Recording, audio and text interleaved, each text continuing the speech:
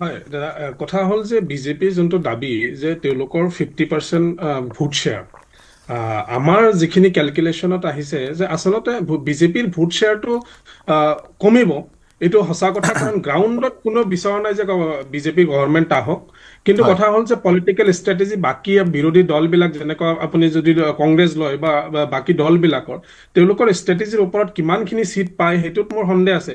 যে নাই, বা যদি গভৰ্ণমেণ্ট কৰাৰ ক্ষেত্ৰত কংগ্ৰেছ কিমানখিনি আগুৱাই যাব পাৰে সেইটো আমাৰ সন্দেহ আছে। কিন্তু ভোট শ্বেয়াৰৰ ক্ষেত্ৰত বিজেপিৰ 50% কেতিয়াও আশা পূৰণ নহয়। বিজেপিৰ ভোট শ্বেয়াৰ কমিব। আৰু কথা হ'ল যে AIDF-ৰ যোনটো আপোনাৰ ভোট শ্বেয়াৰৰ ট্ৰেক, যোৱা 12% হায়েষ্ট ভোট শ্বেয়াৰ আছিলে। আৰু তাৰপিছত আমি আশাবাদী যে এইবাৰ অন্তত তাতকৈ বেটাৰ এটা পাৰফৰ্মেঞ্চ আমাৰ AIDF-ৰ থাকিব।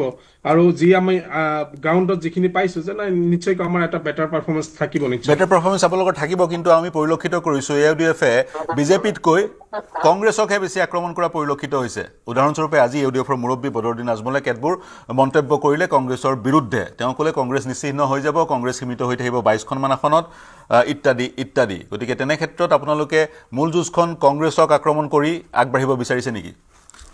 চাওক দাদা, কথা এটা লক্ষণীয় যে এই ক্ষেত্ৰত ক'ব লাগিব যে গৌৰৱ গগৈৰ যিটো ইমমেচিউৰিটি আমি দেখিবলৈ পাইছোঁ। তেওঁক আমি মেচিয়ৰ্ড পলিটিকেল ডিচিশ্যনবিলাক লোৱাত, আমি মেচিয়ৰ্ড এটা ডিচিশ্যন লোৱাৰ ক্ষেত্ৰত আমি সহায় কৰিব খুজিছোঁ।